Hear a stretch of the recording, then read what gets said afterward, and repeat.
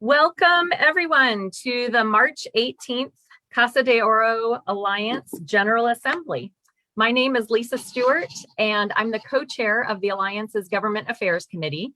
And our topic tonight is the San Diego County's socially equitable cannabis program that is in the very, very early stages. In fact, tonight is one of the stakeholder input sessions. So I'd like to introduce the people who are joining us tonight. We have 5 members of the Casa de Oro Alliance Government Affairs Committee. My co-chair, Mike Herron. Michael, wave, there you go. And Alan Arthur. And we've got Ed Batchelder and Roy Davies. Hey. And there you go. And Crystal Grosvenor. There's Crystal. And also joining us tonight is Kathleen Hedberg, who's the president of the Grossmont Mount Helix Improvement Association, GMIA. Hi, Kathleen. Hello. And we've got Jim Cousteau, who is the chair of the Spring Valley Community Planning Group, and also Victoria Abrenica, who is a member of the planning group. Hi, Victoria. And we've got Braulio Sanabria, who is with us from the Spring Valley Community Alliance. All right, and I want to give out a shout out to Dustin Bennett, who is Casa de Oro Alliance's media tech guru, without whom tonight's live streamed meeting would not be possible. So thank you, Dustin, from the wings. He's out in the wings. I'd also like to introduce our representatives from the San Diego Sheriff's Department. We've got Lieutenant David Perkins and Sergeant Zahith Sanchez. He's with us tonight. And we welcome Don Chase, the planning manager for the County Department of Planning and Development Services. So before we start, for those who are watching this on Facebook or our website, I want to let you know the format for tonight's meeting because it's a little different from the format of our past assembly meetings. Tonight's meeting is one of the county stakeholder meetings that's part of the county's engagement process to get input from and hear from different communities about the county's socially equitable cannabis program. So tonight's meeting is more of a listening session than a formal presentation with questions and answers. So tonight, the county will be listening to our thoughts and recommendations, including yours. So please use the comments section of Facebook or our website to offer your comments. And you can also email your comments to Don following this meeting in order to give him more detail in your comments and recommendations.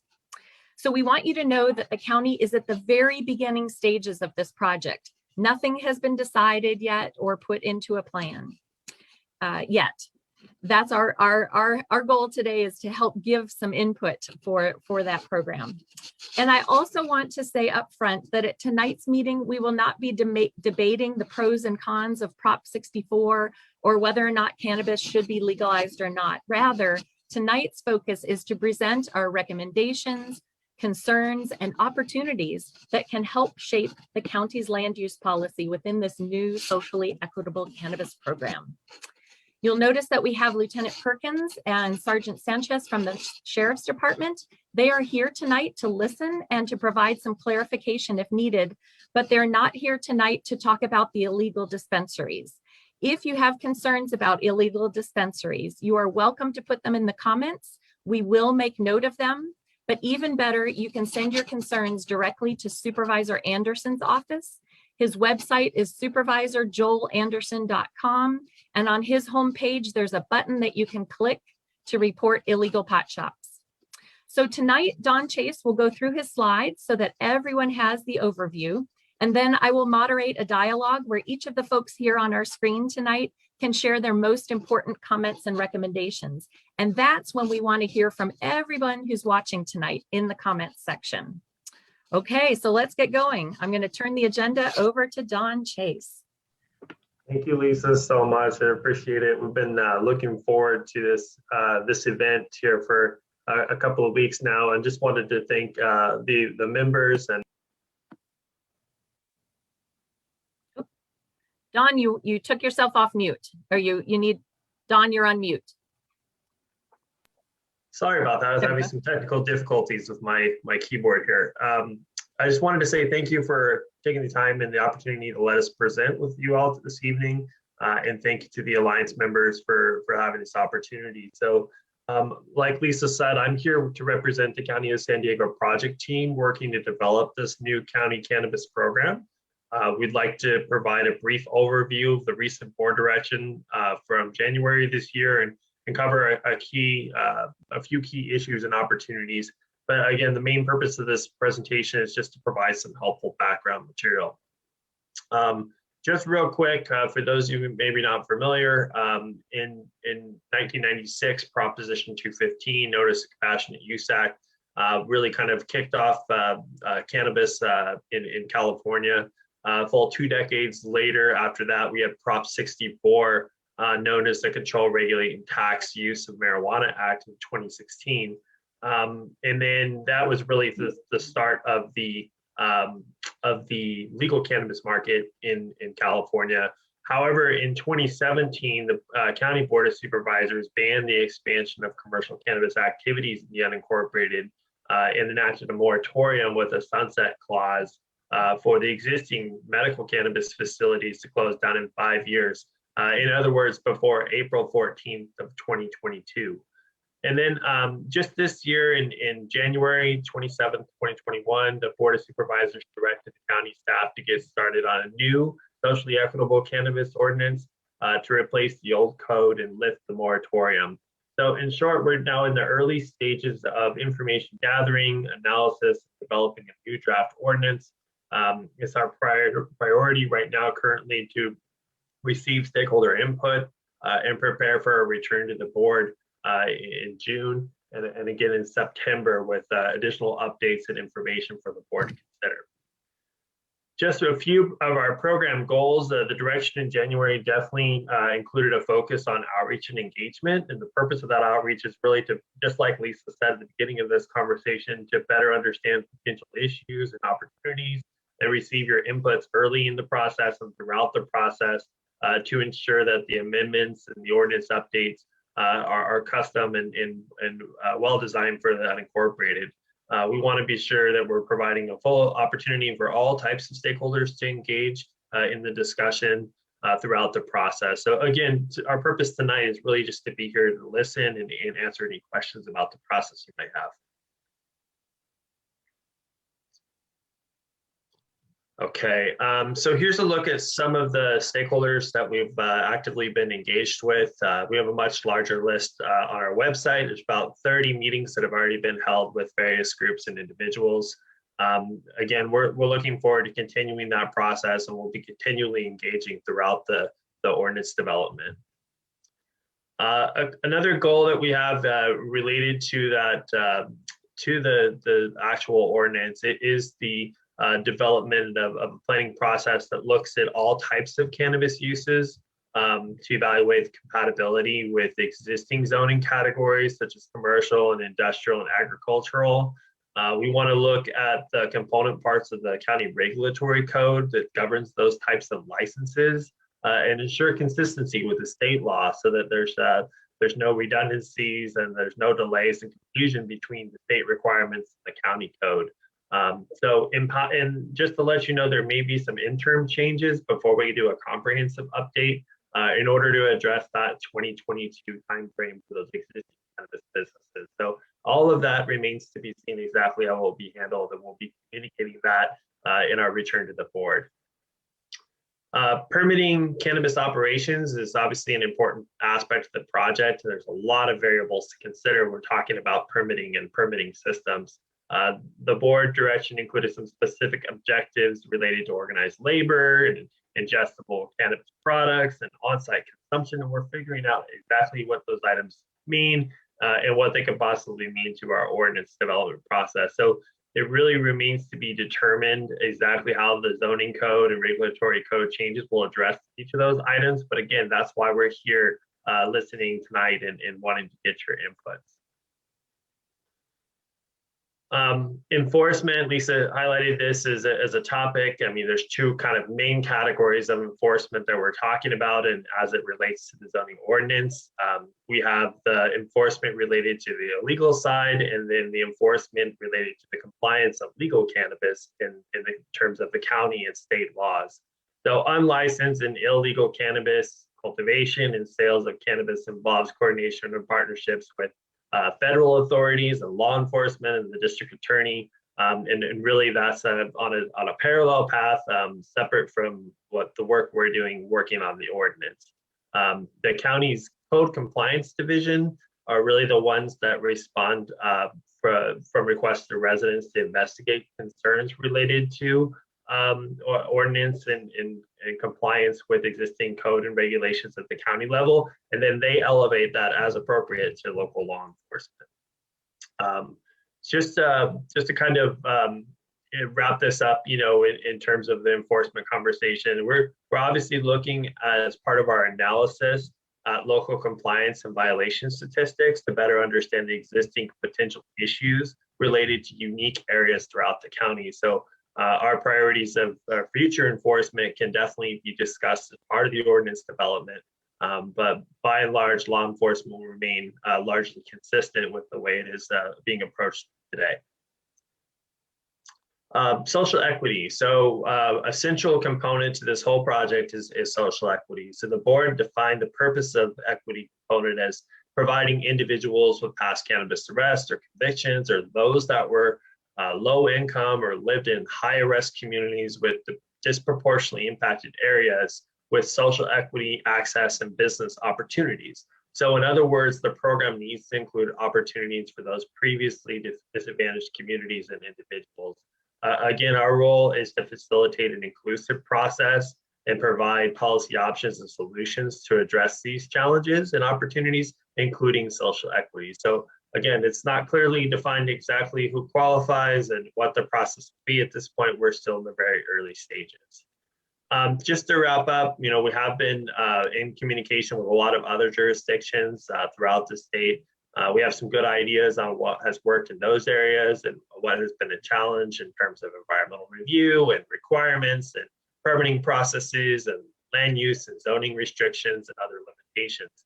And we'll continue to have those conversations with other jurisdictions and learn from the best practices and present those solutions to the board as appropriate for policymaking. At this point, we can open it up for discussion. Please let me know if we can answer any questions or provide any additional information on anything I presented tonight. I'll turn it over to Lisa to moderate the discussion. And again, thank you for taking time out of your evening and letting us present and discuss this important topic.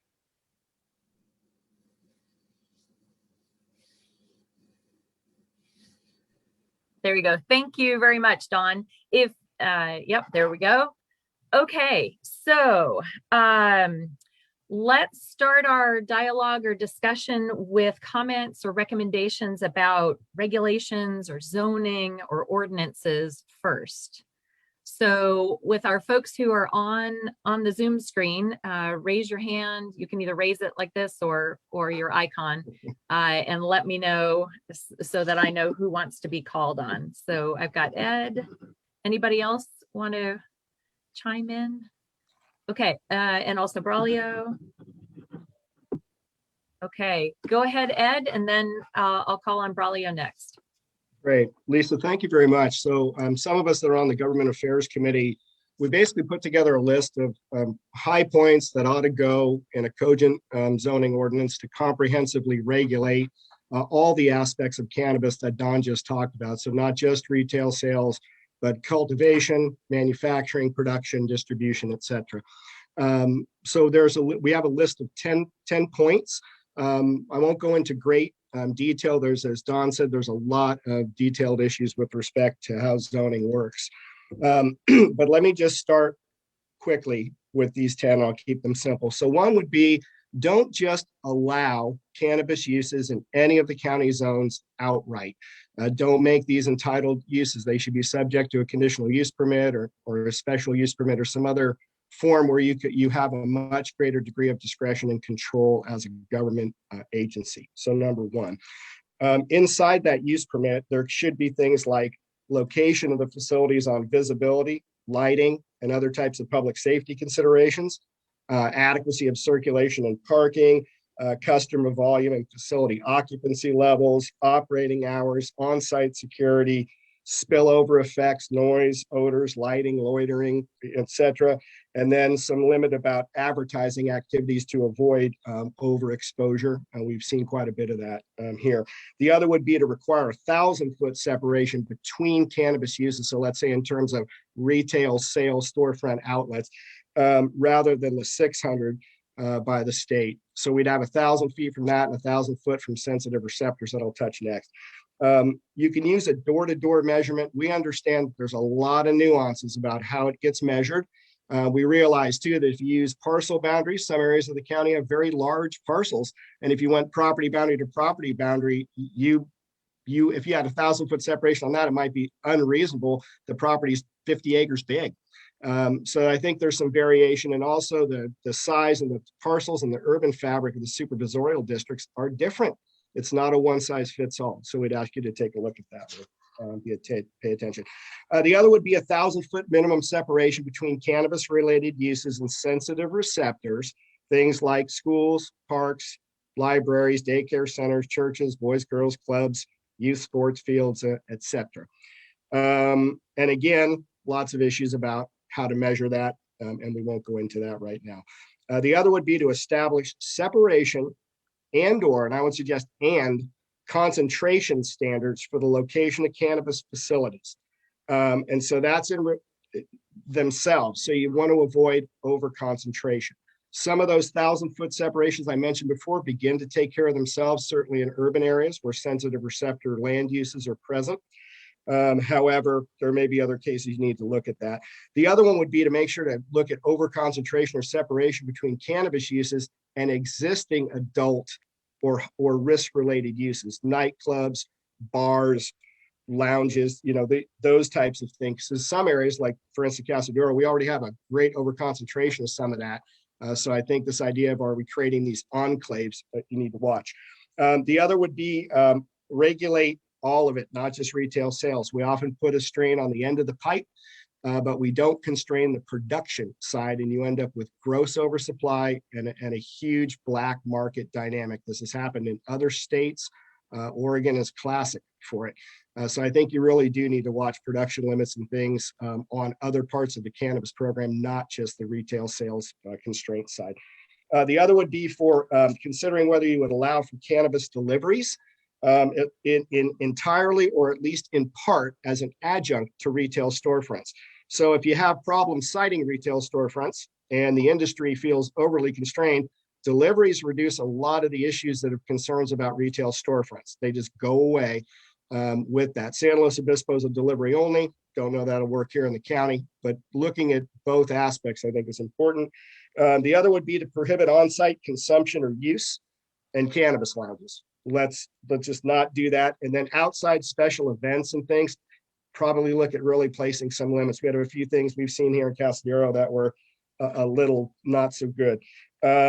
So that, and then establish regulations, limit the amount of signage and lighting or other advertising that can occur. No sign spinners on the corner. And then the other would be last would be limit outdoor growing to ag areas that are not near residential neighborhoods or other sensitive receptors. Indoor operations, one thing, you can filter it and these other types of things, but outdoors, you should probably just stick in ag or C40 zones or something. So that's just kind of a quick high points of stuff that ought to go in a zoning ordinance. Thank you. All right, thank you, Ed. Braulio had his hand up next, and then Roy. Thank you. I wasn't sure if we're going to give the county or Don Chase a chance to reply to that, or Don, do you have any? Yes, nod your head. Yes. Yeah. yeah, I wasn't sure if we were giving you time now or are we waiting?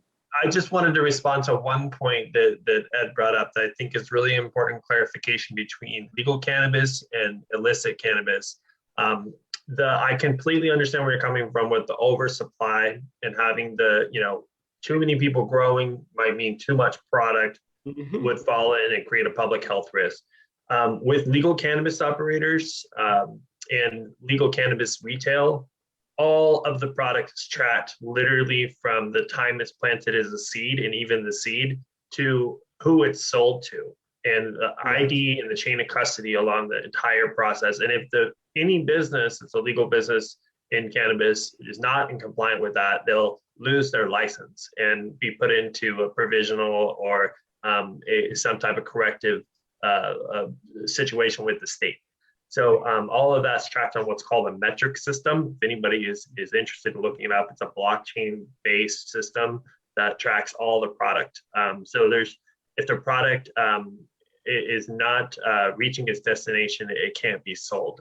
They literally track the time it takes to move from one location to the other. So I don't want to say it's not an issue. It's definitely a concern, but the oversupply really would be sold to other jurisdictions in the state for legal retail if it wasn't used locally. And that's just kind of, I wanted to make sure that was out there, that clarification was made.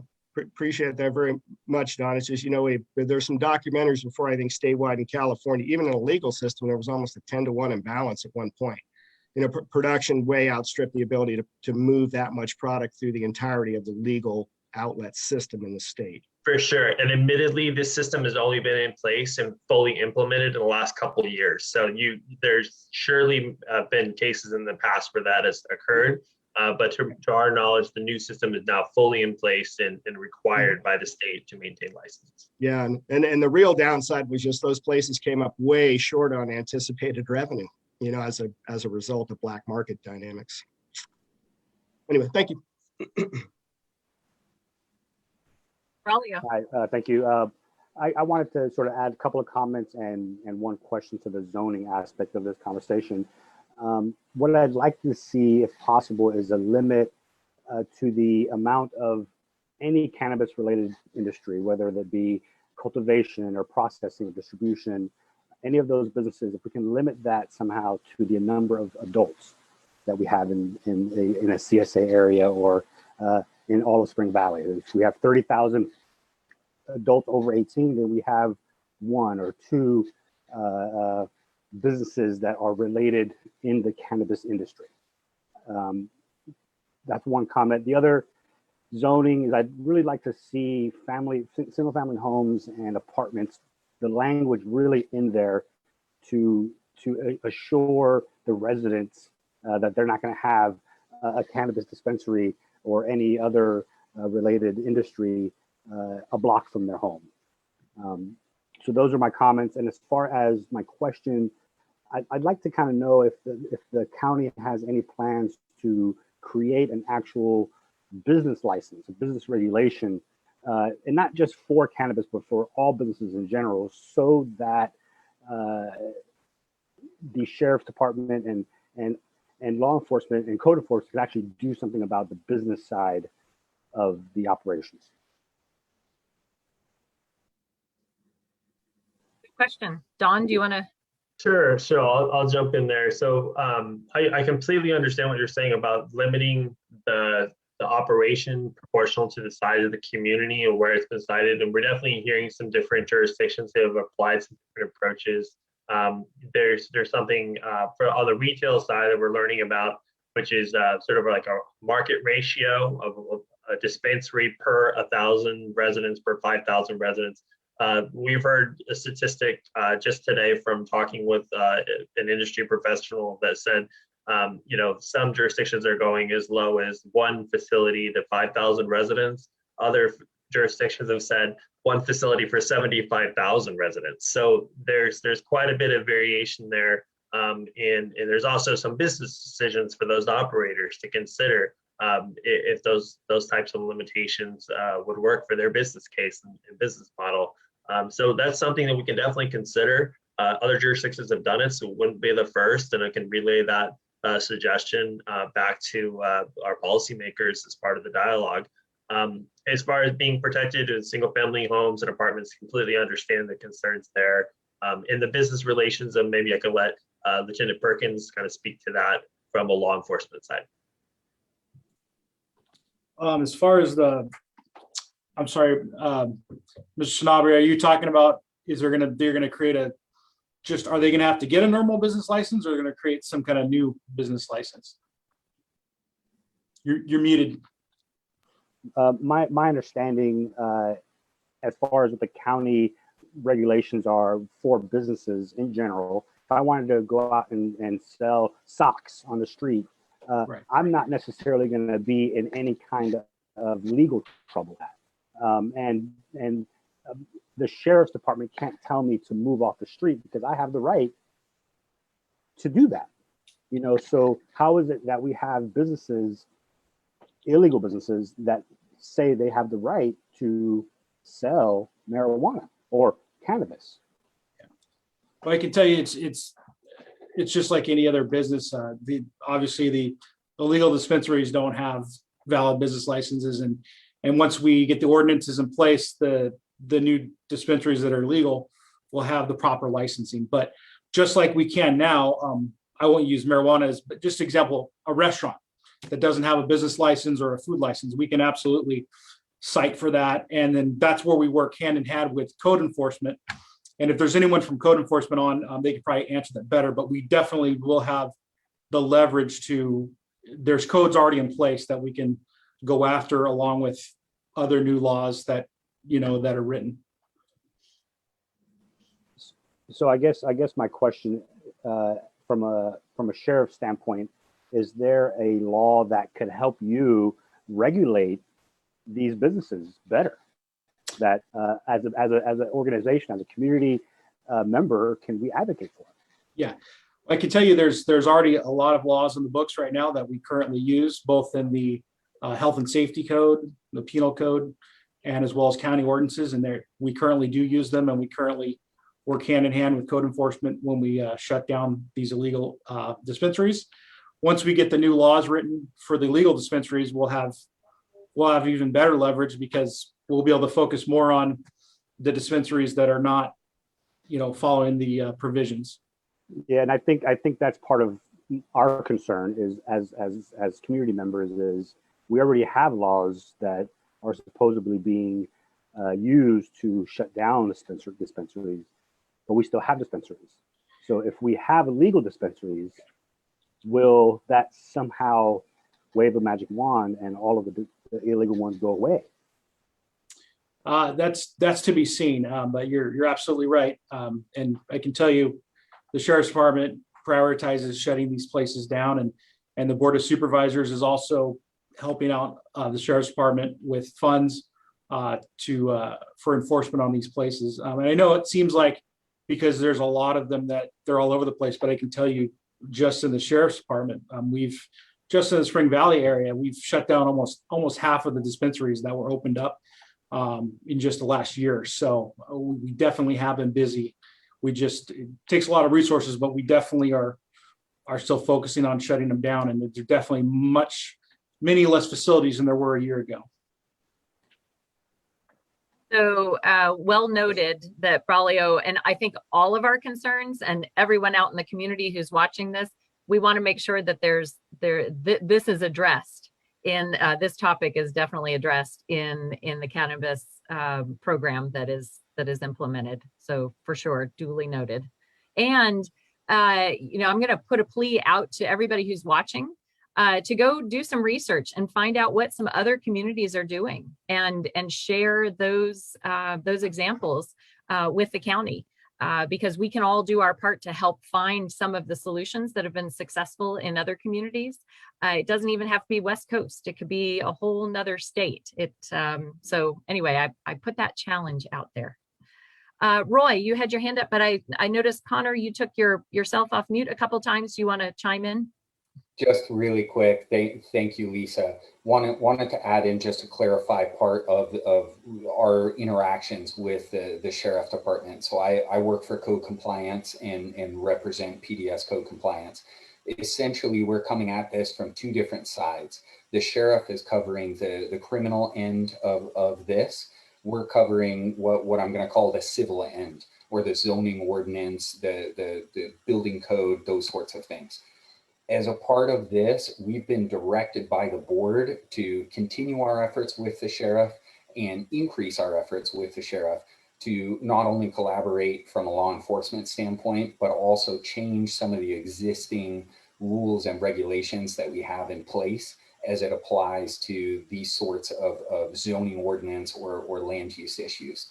Specifically, just to put a fine point on it, some of the things we're looking at, as I know I've had some of these conversations with folks on the line tonight, we want to speed up our hearings process. We want to speed up the process of getting to the point where we've exhausted all of the appeal rights that dispensaries and anyone else that's in a zoning or land use situation.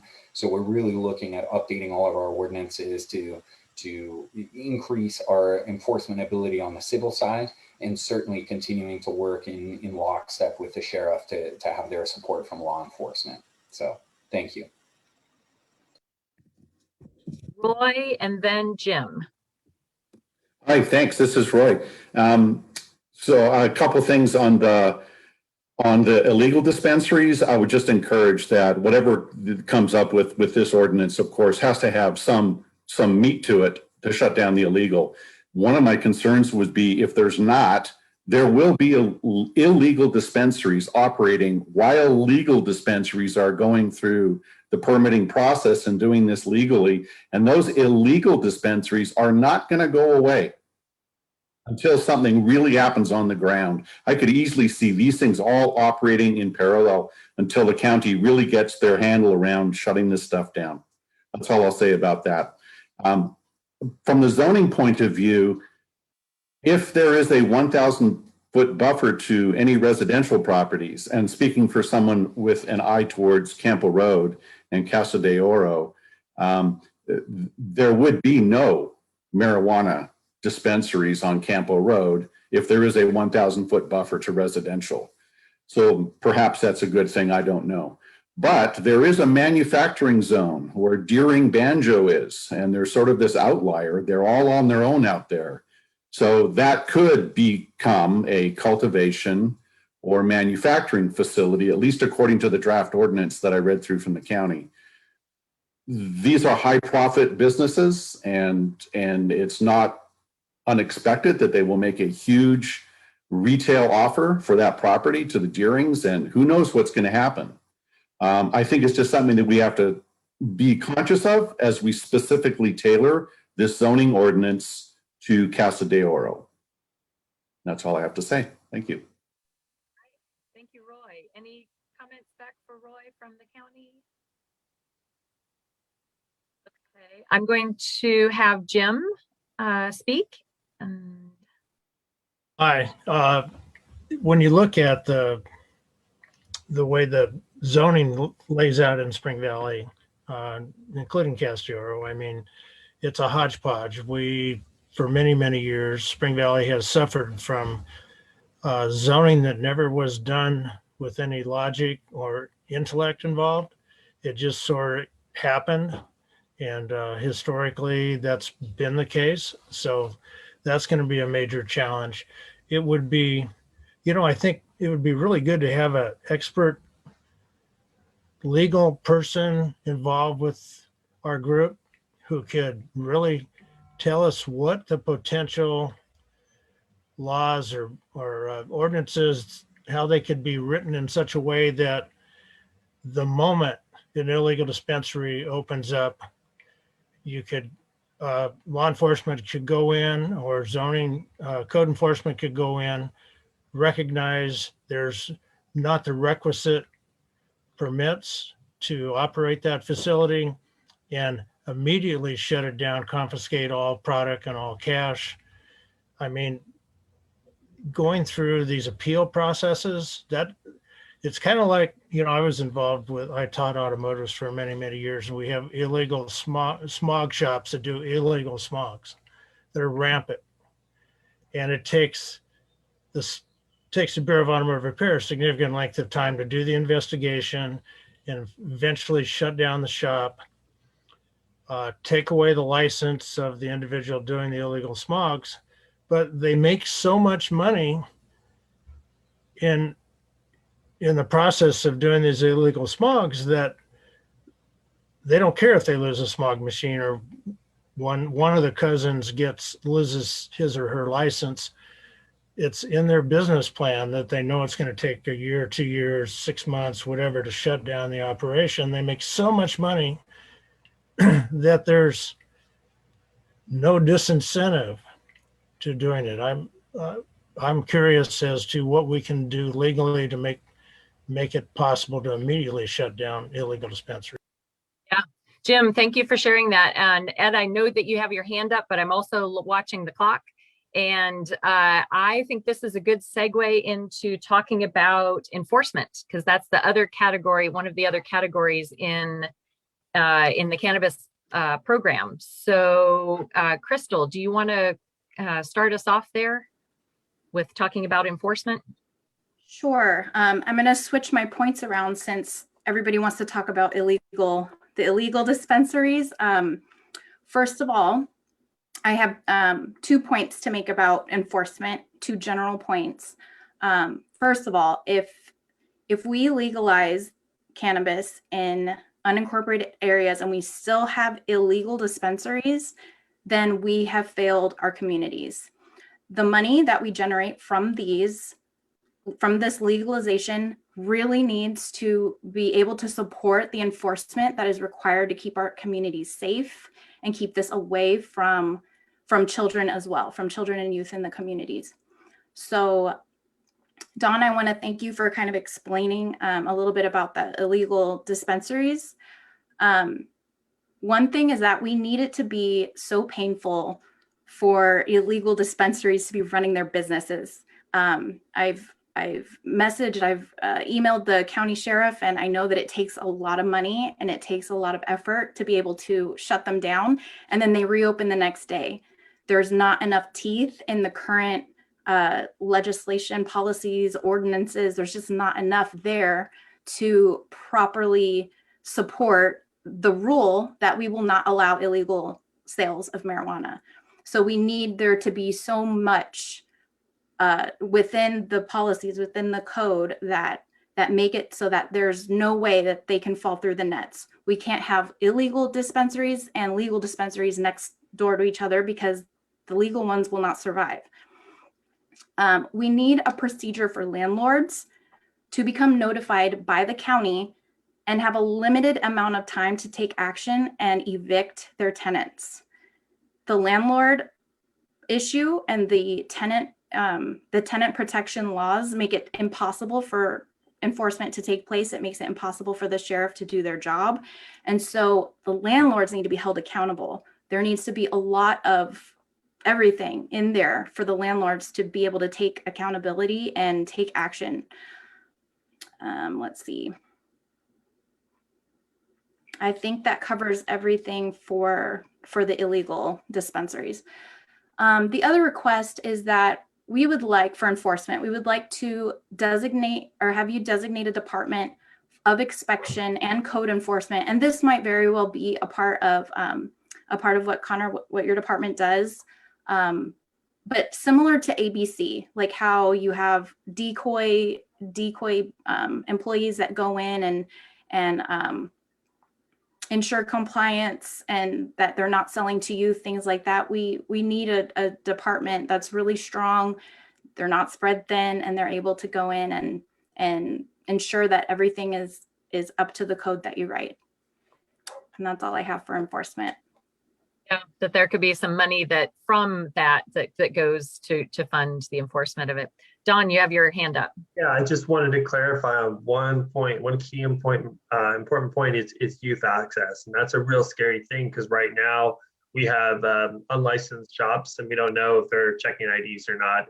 We have unlicensed delivery, and we don't know if they're checking ID or not. On the legal side, we do know that everyone entering the building shows their ID as soon as they walk in, and also has to show their ID on the way out. So there's a 2-point inspection process, and all of the legal delivery services also request and have an ID verification, both when they sign up to place their order online with a legal delivery service And at the time of sale, when that product is provided, the ID is also verified. So just wanted to make sure and let you know that that's all part of the tracking system that the state has put in place to make sure that every bit of cannabis is tracked from seed into sale, and know where that cannabis ended up. So again, that's a great reason why the legal alternative is a much better situation from a public health standpoint for youth access, and definitely willing to work with you all on the enforcement challenges. I know Connor spoke to the issues, the lieutenant spoke to these issues. I don't want to dominate tonight's conversation with the enforcement. I really want to try to focus the input on hearing what you think are the best policy solutions and options for the ordinance, and what's right for your community. I did want to give a shout out to some folks who have put things in the chat. Kathy Simmons and Cindy Hunt Vanderberg and Terry Becker, John Putman. I wanted to just acknowledge Sean Lucas. I wanted to acknowledge that we do hear you, and we read what your comments are. They're shared with everybody on this panel, so everybody sees that. And I just wanted to validate that. Thank you for giving your comments, that we see them. Let's see, Lieutenant Perkins. I know this is not an enforcement meeting. I just wanted to clarify just a couple of things. Like I said before, I understand the frustrations with the perception that, you know, there's a lot of which there are, but I can tell you, like I said before, the sheriff's department and the county board of supervisors put a lot of resources towards illegal dispensaries, and just this past year we've shut down over half of them in the Spring Valley area. Just in the last month, we've shut down on average one a week. Specifically to answer the question, which I understand the frustration about, we shut one down and then the next day they open. We're doing our best to address that with using resources. I'll give you an example. We had one recently where we shut it down and we served a search warrant. These investigations take a lot of time, undercover work, and they take a lot of resources. And we shut down one. It opened up the next day. So we shut it down again, and we brought in the fire marshal, we brought in code enforcement, and we were able to find out that there was some illegal wiring and stuff like that. And it gave us the ability to shut off the power with SDG&E. So they weren't even able to run electricity in this building anymore. So we're trying to think outside the box to prevent that. Now that, unfortunately, that doesn't stop somebody from finding a new location. But we certainly are working hand in hand with code enforcement, the fire marshal, power company, et cetera, to find long-term solutions so they can't just open back up the next day. So I just wanted to clarify that for everyone. Thank you, Lieutenant. And we appreciate all the work that you guys do to get them shut down and re-shut down. For the county, I want you guys to not have to think outside the box. It should be simple to close them, shut them down, make it painful for them to run their businesses and make money off of and taking advantage of our communities. And we want to support you so that you don't have to do that. You shouldn't have to shut someone down because of wiring. But I mean, it's so appreciated. We really appreciate all of the work that you guys are doing to do that. And it would be great if you didn't have to. Appreciate that. So Braulio. Hi, I'm not sure if you wanted to keep going on enforcement. I know Don wants to move on from this enforcement talk and really go on to policy. And this is probably a more of a zoning thing again, but I think it's important.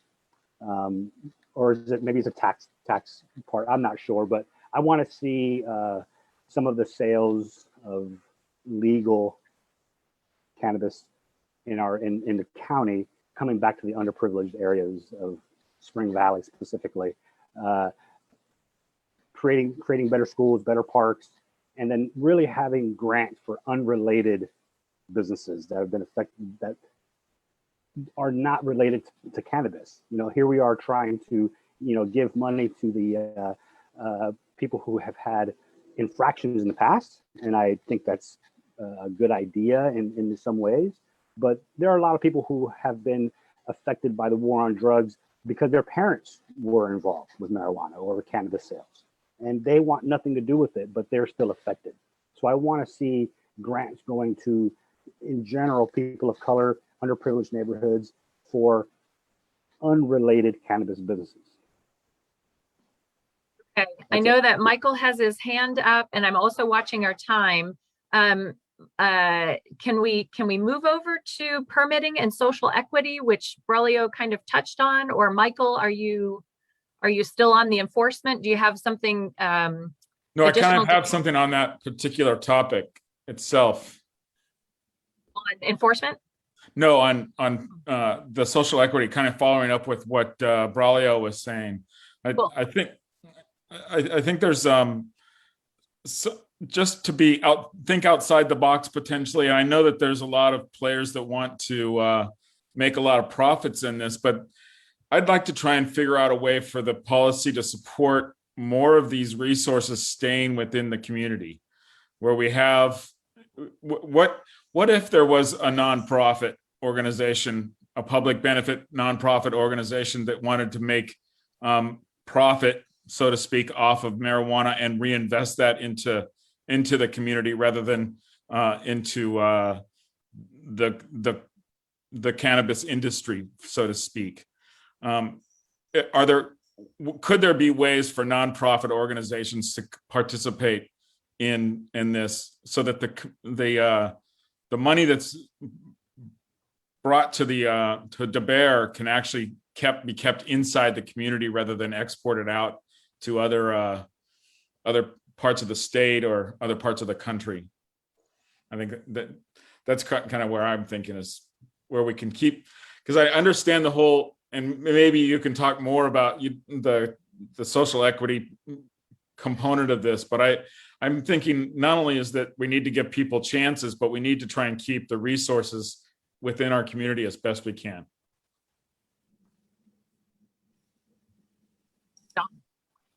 Okay, sorry about that. So yeah, I can tell you the social equity conversation, it oftentimes kind of goes straight to retail licenses and giving people a license to sell cannabis. When really if you think of it, it's much more like a pizza or a pie, right? And that's one slice of it.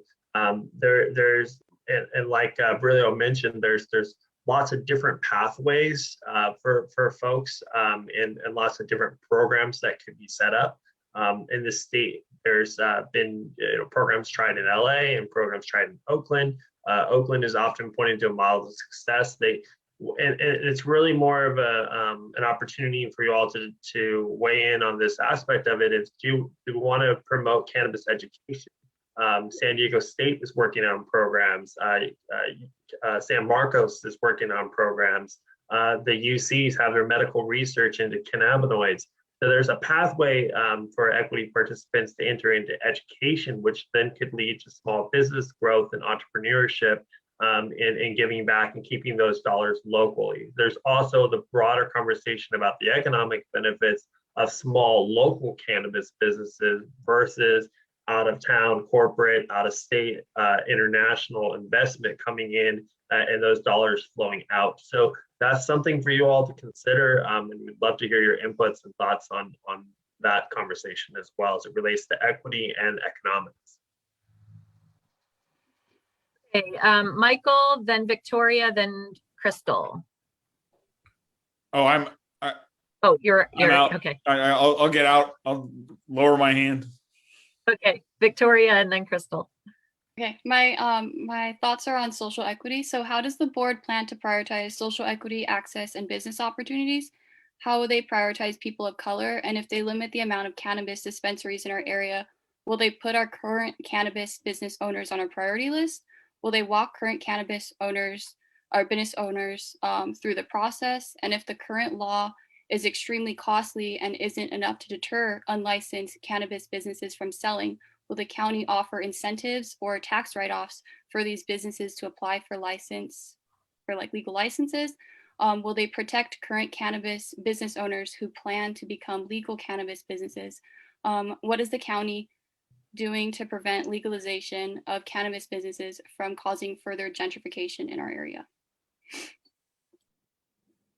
That was a lot. A lot of really good questions there, and I think what you just laid out is the policy challenge that we have. I mean, those are the key issues that we're working with here. So as far as prioritization of equity, it's in the title. I mean, this is central component to figure out how to engage disproportionately impacted populations, minority populations, veterans, disabled, anyone that is potentially been affected by the war on drugs, and try to prioritize opportunities for them to get on the ladder and build businesses, maybe not cannabis businesses, but just to have some equity benefit coming to a broad base of people.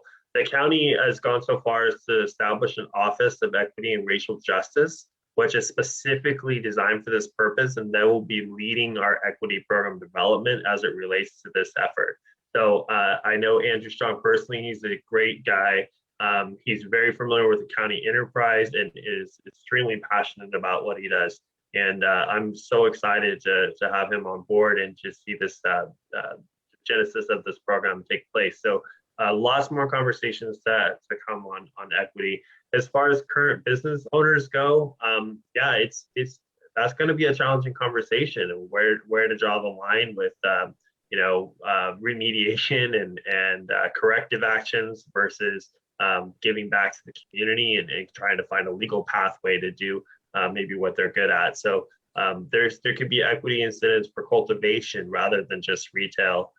There's lots of different program options that have been tried in the state. So those incentives for participation and bringing in equity participants into the fold, those are key objectives stated by the board's direction, and they're key policy priorities for staff as far as our research and analysis and providing those policy options to the board. So we hear you, and we're excited about the possibilities too.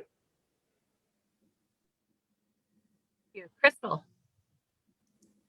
That was my first point under permitting and social equity. I have 4. The first was, are you working with the Office of Equity and Racial Justice? So that's one great way to see that it's not just in the title, that the county is actually actively working towards serving underprivileged areas and communities affected by the war on drugs and beyond.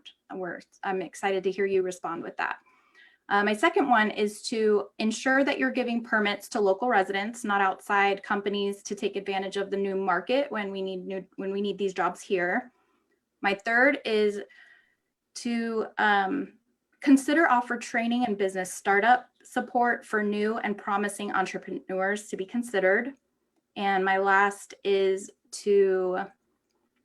we need to see on paper that revenue generated is kept for education, youth prevention, and other social problems. I saw a really great comment by John Putnam from Facebook. I believe revenues need to go back to drug treatment program for youth, especially. So prevention and support for that.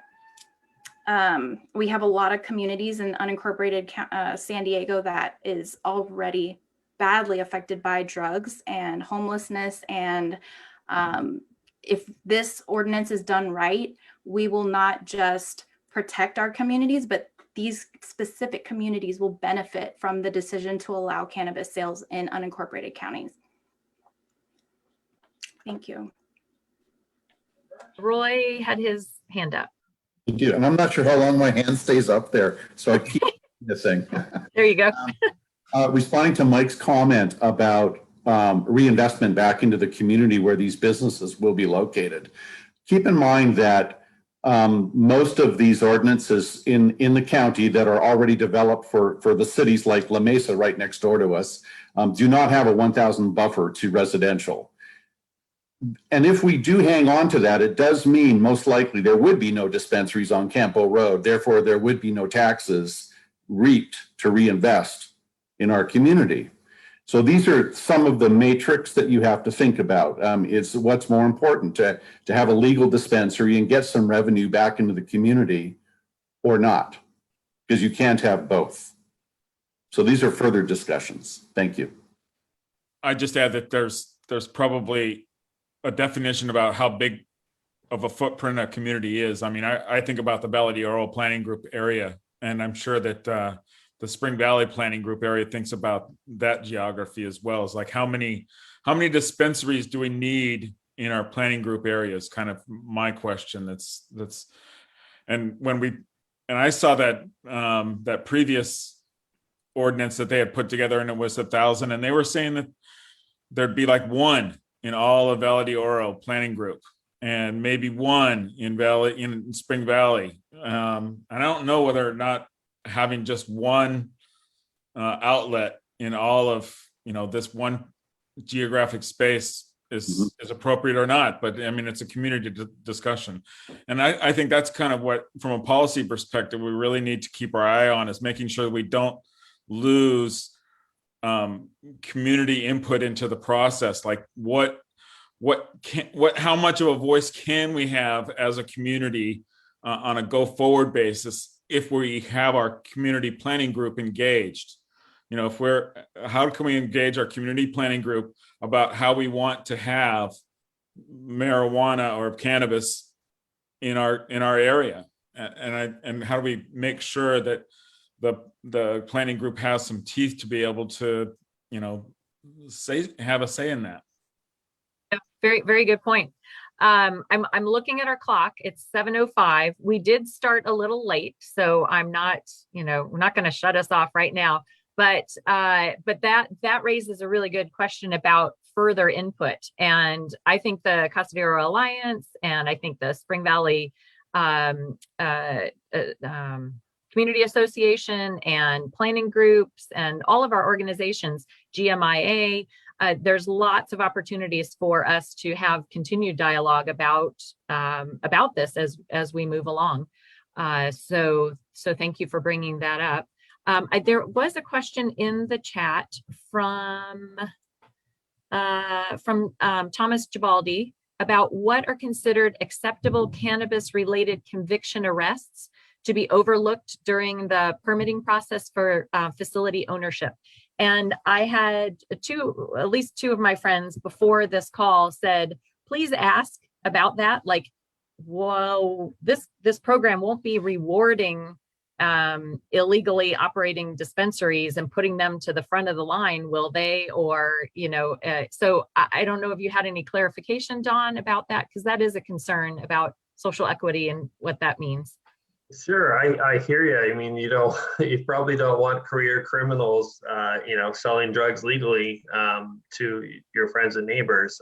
There's an obvious concern there and an obvious risk, especially when you go further up the chain. It's a cash business, and where does the money come from? Where does it go? All of those implications for organized crime and illicit activities. And I'm no expert on that any more than anyone else that watches crime shows on TV. That stuff is out there, I'm sure. But we'll leave it to Lieutenant Perkins to speak more to it. As far as participation in an equity program goes, I'm thinking it's more along the lines of things that would be classified as a misdemeanor these days, or maybe a conviction that wasn't involved with some type of violent interaction or some type of felony. I know the state has gone over the years and reviewed past criminal records and has expunged various convictions. And maybe those are the folks that would be at the front of the line that have already had a state record cleared by the state criminal justice system, changing the convictions and clearing up the records. Those are probably the types of folks that would be definitely a voice in the process and would be reached out to and engaged. And I can tell you that I've had conversations with some of those folks. I've had conversations with some people that are actively participating in the gray market of cannabis cultivation who would love to come to the full legal retail side. Those folks are reaching out and asking what they can do to participate. So I think it really is going to span a whole spectrum of folks. I think anybody that wants to participate in the legal market, and the conversation about the policymaking is going to be welcomed by the Office of Equity and Racial Justice and by our team to at least participate in the process and express their views. And we'll leave it to the policymakers to really kind of set the parameters of be the gatekeepers, so to speak, into the program. I know the state probably does have some requirements for background checks and investigations. And I know when they apply to retail licenses in other jurisdictions, a lot of questions on the application about where the funds are coming from, who's invested in this, and where's the money coming from to start this business? And those questions are all key questions in the application process that for many jurisdictions at both the local applications and at the state level. So I'm sure we'll eventually have something similar to that in our application process as well. So hope that answers some of the questions. I hear you. It's a concern. It's a concern I have as well.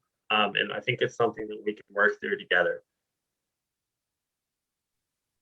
Okay, fantastic. If I could just Roy. say that I've been involved with some of these legal dispensaries in some of the other cities, and the amount of paperwork to get through a conditional use permit includes listing your potential staff members and providing an FBI life scan of your history. So in terms of some of the comments in the chat room right now, I think we can all rest pretty assured that the people that are operating these dispensaries or manufacturing or cultivation have passed a pretty high bar with the FBI in order to get these licenses.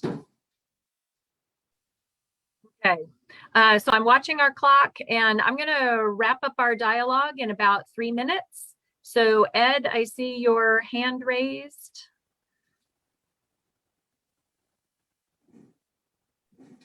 Thanks, Lisa. You're welcome. Now I was just going to say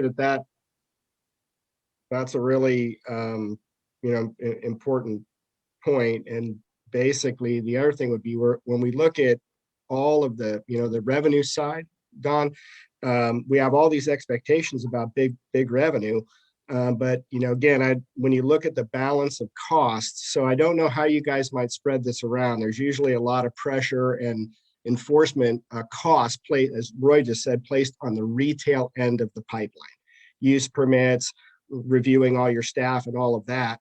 And it tends, again, drives up the price, creates these issues that other communities have seen about trying to get legal cannabis priced where it's just not in constant competition with the black or gray markets. What's been the experience, or what's your guys' thoughts about, can you move those, like some of those costs around in the industry, like put more of it on cultivation and production where the ability to shoulder fees might actually be a little more palatable than just on the one at the end of the pipeline? Sure. Yeah, there's plenty of different tax regimes out there, right? And different fees. And our particular jurisdiction, the County of San Diego, has a full cost recovery program for a permit application. So they're coming in, unless the board does something different with their policies, we're expecting to be made whole in terms of the staff time to review the application and set up the conditional use permit. So that's one aspect of it. But cultivation is, it's from the conversations that we've had with cultivators, it is not cheap to get into that either. A minimum space to be competitive with the indoor market and sell to the licensed retailers as a licensed cultivator, we're hearing is upwards of 10,000 square feet and $1 million investment to get a cultivation facility up and running. So that's a problem for equity stakeholders and small businesses right there. And then to squeeze them more with taxes, that's a challenge too. And then, like you hit on, there's a trade-off of where you set the tax. La Mesa's tax is different than the city of San Diego's, and there's a real market share battle between where the customer is going to drive to based on saving 3 to 5% on their product that they're purchasing. And that's something the county is going to have to take into account. And like you also pointed out, that's a competition with the illicit trade as well. So the taxing conversation and the economics and the supply and demand dynamics is something we could use all the expert help we can get. If it's something that you're passionate about and you can help us contribute and find examples that work, we're definitely all ears in that perspective. Yeah, I appreciate that. And the other point is you're right, market competition, you are woven along the edge of a whole bunch of jurisdictions with variable schemes. Yep. And the unincorporated friends can be interesting. So, all right, thank you. Okay, quickly, Victoria and Roy. Regarding equity, will the county be including people of color from the communities that are being affected in the conversations? Because I've seen other equity teams form in other areas of the county, and people of color weren't included in those conversations or boards. Sure. So there's a couple of organizations that have been formed recently. There's a cannabis stakeholder group that's kind of taken shape that is comprised of a lot of equity stakeholder groups, NGOs, community leaders, and nonprofit organizations that speak for people of color, represents people of color, either from the religious side or from community groups and community associations. I don't have all those members now, but that group is just recently taking shape. And like I said, the Office of Equity and Racial Justice will be leading the equity program development. And I can tell you now that Andrew will be lightly zeroed in on being focused on having people of color at the table in the decision making and the prioritization and the conversation. And I'm just excited to see where it goes and excited to be a part of it. But I can assure you that that's definitely a top priority for our staff and our leadership. Thank you. And Roy. Roy, you're muted. Yeah. Whoops, a daisy. Here we go. A question for Don. You guys have obviously done a lot of work looking at the other legal ordinances in the other cities like La Mesa. Do you guys have any stats on the amount of still operating illegal dispensaries versus the number of legal dispensaries in those jurisdictions? Did the implementation of legal dispensaries in some way shut down the illegal businesses? It's such a fascinating question, and I'm personally really curious about the answer to that question, because it really all hinges on that trade-off, right? Is creating a pathway to legal cannabis cultivation and retail going to drive out illicit operations and illicit criminal activities associated with those operations and businesses? It's a challenge, and the law enforcement conversation is clear. But as far as the research goes, there's a lot of statistics and a lot of data out there from many different sources, from the legal cannabis industry groups and retailers that work up and down the state that have data. And then also the universities. The universities are very interested in tracking the market dynamics and getting into these discussions. Again, I would be completely open to any conversations that anyone wants to have about the market dynamics and the economics of this, to come up with an approach and a methodology to really dive into the details here. It will be in a collaboration with our finance and general government group and the folks that are going to help evaluate the tax rates. I can tell you they're bringing on a special tax consultant just for that purpose to help them start to formulate that dialogue. But we're still very early in the stages of that conversation. You're absolutely right. There's a huge trade-off, and there's a very microeconomic and macroeconomic context that we need to explore to make informed policy decisions. Thank you. All right, we have come to the end of our time limit, and I'm going to just put one thing out there about consumption lounges and event permits. Ed touched on it briefly under enforcement and zoning. And my suggestion or recommendation is that maybe the program, the county's program, comes along in phases, and that consumption lounges and event permits is like phase 6 towards the end, when you've had an opportunity to evaluate the progress and work out the bugs and anyway, that's just my recommendation, is that maybe build in some sort of a phased implementation of the program. Okay, so thank you everyone for participating, and thank you everyone for watching this. I hope you learned some things. We took copious notes of all of the chats, the comments that people put in chat.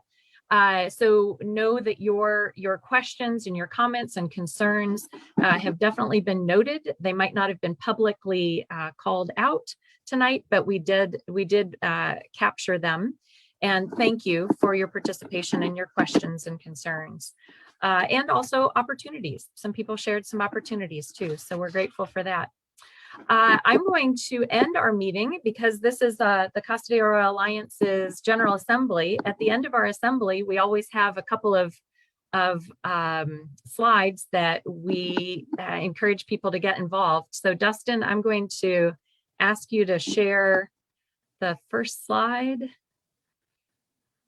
And hopefully he can do that. So the first slide is your thoughts and comments matter. And I've got the information, Don Chase's contact information and how you can sign up for project updates. So if you want to be updated every time the website is updated, here, okay, oh, I'm seeing it, okay. There's the slides, they're showing. So your comments matter. Please, please, please send Don your information. His email is donald.chase@sdcounty.ca.gov on the slide. Also sign up for project updates. And I created a tiny URL, a shortened URL that you can click on, and that goes directly to the county's website, or you can just Google socially equitable cannabis program, County of San Diego, and it'll put you right on that page. And there's a place where you can click to receive emails every time there's an update. And then also Supervisor Joel Anderson is our new supervisor. So let him know how you feel about this issue and about illegal dispensaries. Okay, my next slide has to do with an announcement from our Casa de Oro Alliance Beautification Committee. They want you to join the Kenwood Freeway Ramps cleanup team. So they've worked with Caltrans and they are able to adopt the exit and entrance ramps on Kenwood Drive. And if you are interested, contact Rachel on our Facebook page and let her know that you are interested in being trained. There's a training, and that you want to help keep that freeway on-ramp and off-ramp clean. Also, join a committee. That's the best way to get involved. We have on the Casa de Oro Alliance, we have several committees. We have the Beautification and Community Events Committee, the Economic Development and Fundraising Committee, Government Affairs, and Public Information and Outreach. So if any of those sound somewhat interesting, you can send an email to cdoamedia@gmail.com and say, hey, I want somebody from one of those committees to get in touch with me. And last but not least, we hold our general assemblies every odd month on the third Thursday. So our next General Assembly is May the 20th at 6 p.m. Save the date. Our featured speaker is Mr. Omar Passions, and he's going to be talking about homelessness and solutions. So mark your calendar, and thank you, folks that are on this Zoom call for participating, and thank you everybody for listening tonight and giving your input. We'll see you in the next time. And thank you to the county and the Sheriff's Department. We appreciate you guys for being here. All right. Good night. Have a great evening.